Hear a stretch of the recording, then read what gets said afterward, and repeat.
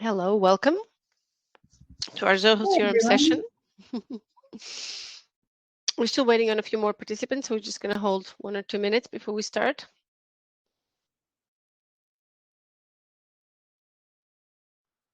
Thank you for joining us.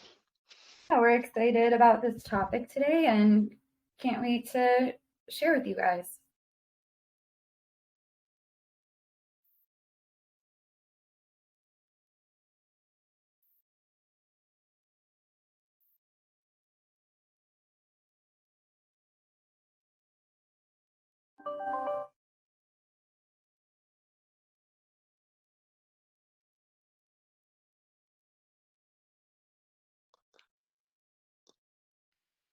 All right, I think we'll get started. Go ahead I'll and get just started. do a quick intro for those who don't know us. We're how we stumbled upon Zoho and how we became a Zoho partner is really interesting because we are our core focus is marketing team. So we are an outsourced marketing team, Gravity Marketing. It's an outsourced company. So we outsource the marketing for other small and medium-sized businesses that can't afford to have a full inside marketing team from a strategic level to execution and getting things rolling. So we just, client after client, company after company, we started working with all sorts of CRMs, and Zoho kept winning for functionality, usability, user friendliness, and price. So we decided to, after several years working as a user, we decided to also offer these sessions now in our third year, just offering these sessions to once a month where we just share tips of things we do and we like seeing in CRM so everyone can take a benefit and use those. So if you have any questions, please go ahead and ask us throughout the session because this is really a user session.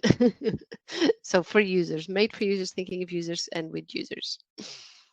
Yeah, so the topic for today is diving into the Zoho CRM, how to boost your sales activity with automation. So yeah, let's dive right in. So when looking at how to streamline this process, there's three main things that you need to do in order to build out a workflow. The first being how to create the email template, the second, how to prep your CRM fields and modules, and the third is how to build and trigger workflows. So we'll share some basic tips along the way and feel free to ask questions as they come up. So we're going to look at a specific scenario to kind of paint the picture in real life. So we're going to, for this example, use a printing foundry, and we're going to use this workflow to contact prospects that might be interested in using their print finishing services. So starting off, why would we use workflows? The first is to help you nurture leads through the sales process, essentially prospecting, setting reminders for customers based on the field, helping you manage and helping you manage the follow-up process, and helping you with automation and efficiency, which can help you extend your reach and capabilities as a person or as a single team. There are many types of workflows that you can set up. Some can be internal, some can be directly to the customer or lead, and others can be a combination. For the purposes of today, we're going to do a nurturing workflow, as I mentioned, for the print finishing company. And this workflow would be used for contacts that could be for potential customers. And then another important thing to note, it's important to know how to distinguish your contacts from prospects, because this could get messy along the way, and you just want to make sure that the communication is streamlined. So let's dive in, and we can begin with email templates. Can you guys see the CRM okay? Yes. Mm-hmm. Okay. So as I mentioned, first we're going to want to create the templates themselves. So we're going to go to the tools icon here in the top right of your CRM. And under customization, we're going to go to templates and select that. And this is where you're going to build out the series of emails that your nurturing leads will receive when the workflow is activated. So you can either create a new template or you can clone an existing template. Today, we're going to go ahead and create a new one by clicking the bright blue button that says new template here. And this is going to open up a window and it's going to ask what module you want to associate the template with. So it's important to know that we're going to use contacts for this one. Hit next. And then it's going to show up some template options.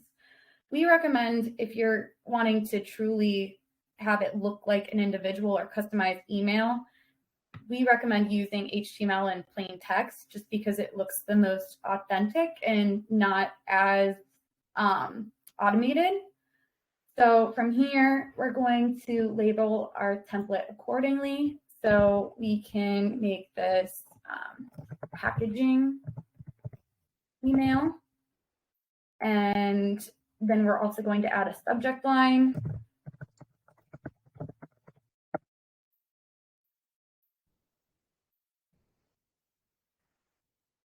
And then we're going to add in the copy that we'd like to use. So for the purposes of this, if you're going to do specific merge fields, just know that you're going to want to match that for contacts or prospects. So for the purposes of this, we're going to use contacts. So we're just going, at the bottom it says to insert a merge field, type pound. So we're going to do that. And then we're going to go down to contacts, which is what we're under, just making sure that you're under that drop-down field. And then we can do first name. And just as simple as that. And then you can add in your messaging. So add that in, and then say best, Ayla. And then we want to save this. And we can save it as a draft for this time being. So great, we have the packaging email set up and in place. If you want to use any more, just continue working those through and adding the copy and the content. Another tip we recommend using is saving it to a folder so you know where to find it, especially if you have a lot of templates or various campaigns going out at a given time. You may be looking at different contacts or prospects with different industries and parent companies. So this can just help keep your CRM organized.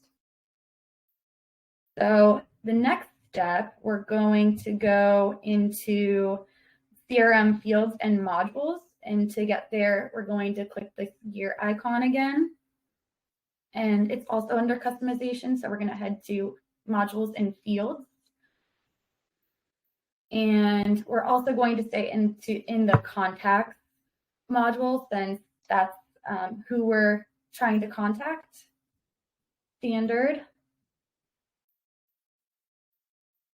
And then this is where you define the types, including the contact type and the workflow type, which is a custom field.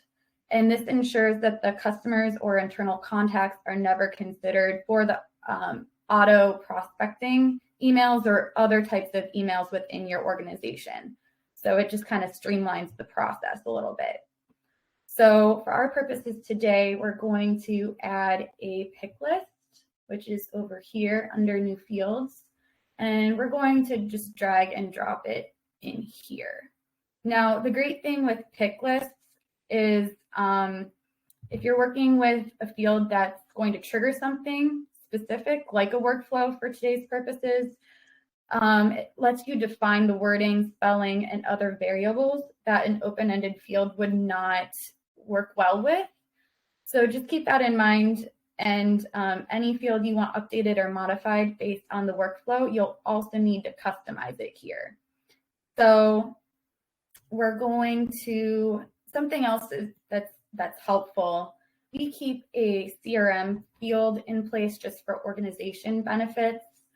And this way, it kind of streamlines the process of what type of contact it is and the type of workflow that they'll receive. So this is just a nice little cheat sheet. And there's another added benefit that I can show you when adding it to the pick list. So just putting it in a basic Excel sheet, you can copy it, and then we can go back to our CRM. So we're going to label the field as customer, and that's who we're talking about. And then instead of just typing in the field here, you can go down to this drop-down menu and add bulk options. So then this is where you can just copy and paste, and it just really streamlines and simplifies things to add the choices in. And then we can go ahead and remove these two other options. So it's just, a nice way to make sure that not only you're talking about the same people when you create these workflows, but also everyone in your organization. So there's no confusion. So we can go ahead and save this. I'm just going to call it a test for today's purposes, and then click done.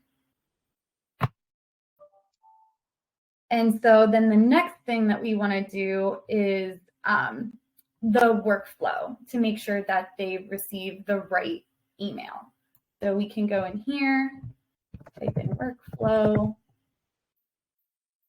You'll notice that Kaylee's always creating this pick list of fields on purpose. Yes. Because these are super important. Yes, because it's very common when we work with our clients, different industries, to be using just a text field. Well, from our experience, that just allows everyone to type the same thing in several different ways, which just leads you to really big issues when you're trying to manage the data. And you don't need to be even with the CRM that long to start seeing all the issues that arise from there. So you definitely want to use as much as drop down or pick list, it's the same type of field as you can, or closed types. So if you're looking for URLs, you should really add a URL field and so forth. A date field should really be a date field instead of just being a single line, because that will allow you to manage data a lot better. Yes, absolutely. Thank you, Anna. So like we did with the customer pick list up at the top, while Anna was talking, I just added a pick list for the workflows. So this, allows us to customize what specifically for those things, and better defines the wording, spelling, and other variables that an open-ended field wouldn't tell you. So then we're going to click done. And the last thing that we need to ensure that we have is stop workflows, which is already here. So the main three things that you need when creating these modules and fields is you need to have one for your who it is. So in our case, it's the customer, the type of workflow, which will be here in the marketing section, and then stopping workflows in case the person no longer wants to receive those types of emails, or they are no longer interested, or just the wrong contact.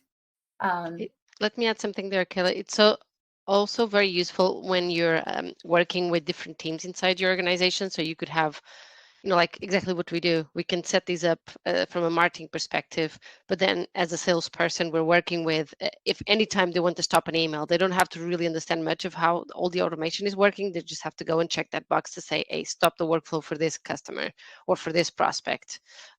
For certain reasons, right? Because I'm talking to him right now, because they've just requested a quote. So this allows everyone to be able to interact with the CRM in a very seamless way. Yes, absolutely. So next, we're going to dive into how to build and trigger those workflows. Anna, would you like to take over? Mm-hmm.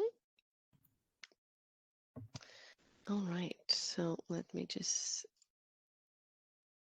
confirming that everyone can see my screen. And I think we've allowed everyone on this webinar to talk because we've had that experience with sessions before. Sometimes just easier if you have a question to just ask instead of type. Let me just have a quick check on from everyone who is currently today. How many of you are currently using Zoho CRM as a CRM? Can you just give me a feel for that? I think you've just seen a poll. Okay, so kind of a 50-50. And are you using workflows, automation of any sort? For those of you using the CRM or planning to use?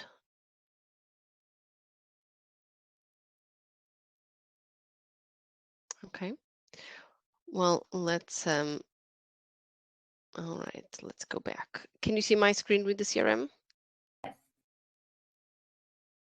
Okay, thank you. So using Zoho has all these modules and kind of highlighted contacts because these are contact people. So we're going to build a workflow to send those emails in certain conditions for our contacts. And it's very important how you organize this. Usually leads, it's just people who come by your website. So you want to keep these clean. So you want to have these, okay, this is just what you're treating as people who come in most times. And then you have the companies you work with and all the contacts you have. And some of these will be clients, some of these will be prospects, vendors, depending of how you want to add or who you want to add to your CRM. So to build the workflow, and this is basically an automation that will allow us to email these people with certain cadence and frequency. Go to your settings. So again, I'll do it again. Go to the top next to when you're logged in, there's a section here of settings. And when you click, there's a lot of stuff you can see, but it's under automation, workflow rules. So workflows can be can serve so many purposes. You'll see there's a lot here. I'm just going to create one from scratch.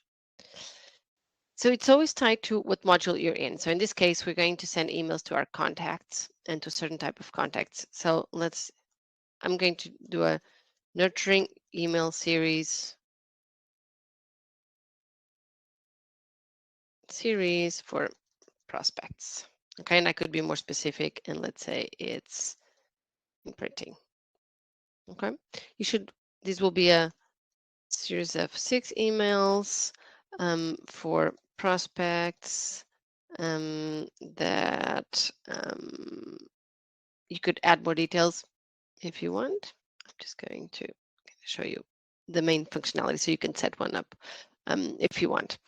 So the idea between an automation is always when do you want that automation to happen? And what do you need to be the trigger? So the trigger, I want this to be on a record action. And the record is going to be when I edit this to say that I want these people to enter this workflow, right? It could be like that, or it could just be when a contact is created, trigger these emails right away. So the system is very flexible. So on the creator edit, the condition is you're going to now filter, right? You're going to say, okay, who do I want this? So I think we saw that we wanted our contact types to be prospects, because this is a nurturing campaign for prospects. But then I also want to make sure that it's that workflow, that demo workflow, for example, if I use this demo workflow, intro emails for printers, because this is for the printing prospects. And then I'm going to add something as the stop. Remember, we built that stop all workflows is not selected. So that means every time someone selects that, that will automatically stop my emails, because you just want to be able to do that without actually coming to the configuration and settings. So this is where it gets interesting.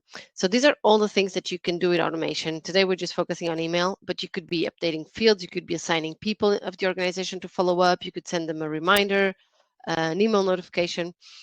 So today let's talk to the prospect themselves, right? So as Kelly showed, we would have all our emails here, so you can preview to make sure that you're checking and you're adding the right email.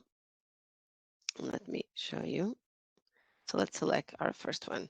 This is a tip as well. If you're going to do a series of emails, just number them 1, 2, 3, 4, 5, so you know which order they're going.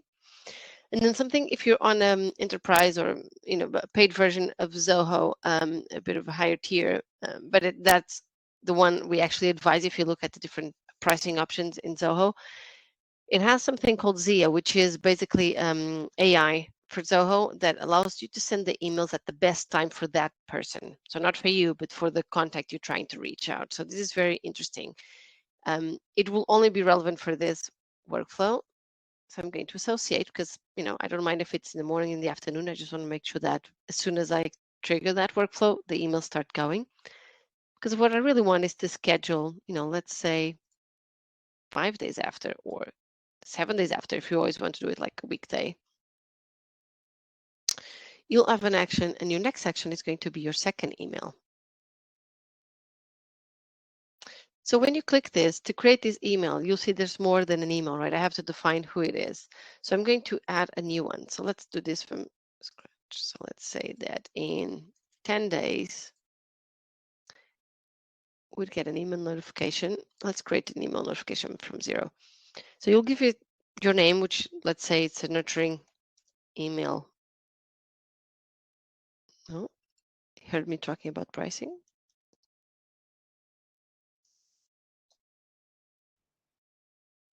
Okay, I'm just going demo. I'm going to say who is going to get this email. It's really your contact email. If you had other people associated, you could be using other people to send an email, but in this case, I want to email the contact. If I wanted to be adding some other emails that are not in the CRM, I could add that too as well. I'm going to select my template. This is where I'm going to pick the email. So Kayla already told me that. I think she had prepared the email before. So that email was there. So let's say it's not actually email 2, but I could have a sneak peek and say, no, it's not really this one. It's number 2. Right, so let's select our printing email 2. And it goes from marketing, or actually I want it to go from the current salesperson, so I can adjust that. And I want the reply to go to the record owner, for example. So let's always use record owner here. That's the best practice, because who owns the contact will send the email. So the email goes from their address. So in this case, from the salesperson who owns that contact. All right, I could select this, save and associate. So this is creating it from scratch. When you already have them created, it's a lot easier to do this again, but we could say, okay, let's say now in 30 days, right? Because I don't want to be too much. I'll send another email. I'll create another notification. I'll call it the 30-day.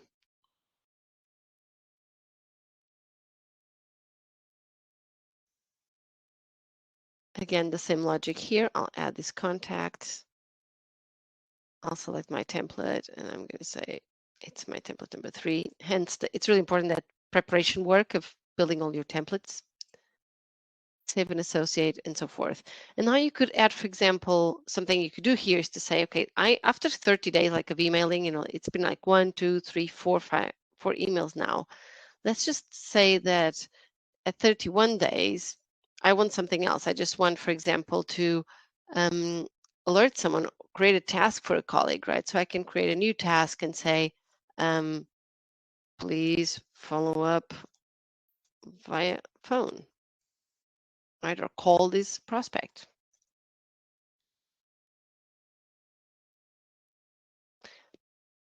Trigger date plus 0 days, because I want it to be there. Start a status. What is this? Is it important? Is it normal? Who is this assigned to? So I can choose my colleagues here. Notify them, remind them, define if I want to remind them and when. So this is something very useful if you're managing a sales team. So not only just for you, if you're managing accounts and want to keep track of your work, but also we've been very successful implementing this with our clients who have, so we may mainly work with clients that have sales teams, even if it's just a one-person sales team. And building this has boosted their sales activity dramatically, because basically what they're doing now is they're replying to emails that they receive from their prospects. they're not so much focused on sending, right? Because those sends are automated and are flowing through the database. It's more about, okay, when they reply, they just reply to their email. So it's just seamless. They don't see it sent from the CRM. Okay. So when you save it, I'm going to show you an example of one that it's done. What you will see when you have one created. So let's head here. It kind of shows you quick numbers. What was sent was what's delivered, and you can see your configuration of what are the rules, and you can make some edits if you wanted to make some edits or change the email as you go. So now, I don't know if there's any questions. Let me show you something here. If there are, please interrupt. So the potential of using this type of logic now is saying, okay, we have the same for leads. Leads is someone who, for example, submitted a career request or submitted a job application. So that could be another way to use the automation. You could be using to follow up with website quotes, for example, or someone who just came in and requested a quote. The other one that's very powerful as well is following up with potentials. So if you're working in your businesses with RFQ requests, very common for the businesses we work with. There's usually it's for tomorrow, and then you quote, you go through it, you send your quote, and then it's stalled. It's kind of staying there. So a good way as well that the CRM has helped, and we've seen results from this, is to use your stages of that potential or deal, or depending on how you call it, and now trigger emails to say, when I've sent that quote, I just want to keep sending emails until they say, I'm not interested anymore. So we have clients where we send this 2 days after the quote has been sent. Hey, was everything kind of as you wished? Do you need any extra information? You can set that flow until your prospect tells you, yep, I'm interested, or, no, this actually fell, it's not going through. But it allows you to keep a very healthy pipeline, because you know what's real and what's not, and you don't have to be reminding yourself of how you're going to do that. So the logic is very similar. Again, it's a workflow rule, but right now you would be creating a workflow to the potential section, right? For example, with quotes sent.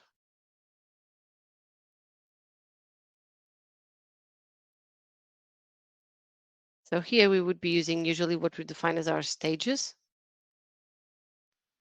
So for example, for everything that has a quote sent, but it hasn't won verbally or closed signed a PO, this is where your email notification, for example, could be very useful. And you can do this, there's other sorts of things you can do. These are very business oriented. So to generate new business, if you're working more with following up on customers who closed, for example, you could also have a workflow that after the business is closed, or in this case, an opportunity is closed, 1 month after, 2 months after, send them an email with, hey, how are things going? A customer survey a few days before after delivery. So you can really use the CRM to establish all those relationships and to save you time, because that's the main goal. And once you're using it, it's very easy to establish like a dashboard where you can see what's your results, how many are prospected, what are we generating in terms of leads, what results are we seeing, and that's a very good way to use your CRM. Any questions that you have for us? Feel free to type. Otherwise, we'll be wrapping up. And thank you again for attending. We appreciate you taking time out of your day, and hope you guys learned something new today. Yeah, you just read my mind. I was like, have we learned something new today? And I think my last question would be if you recommend this session to a friend.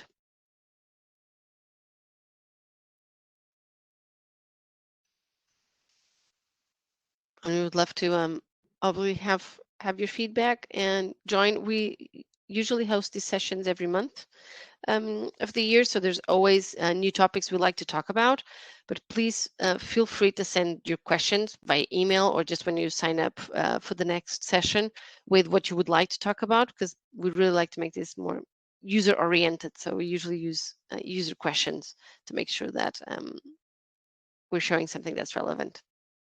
And this webinar will also be recorded, and you can find our past webinars on YouTube, which is where we normally upload them to, or to our website under our blog.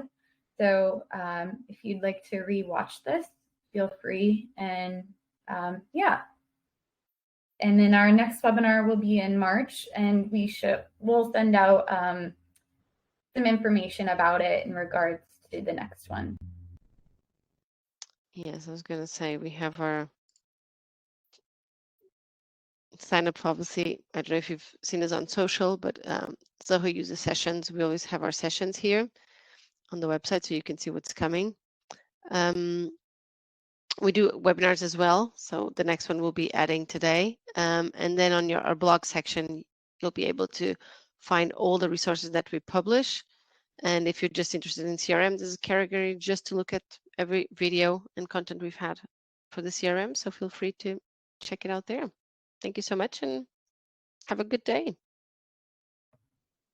Bye, everyone. Bye-bye.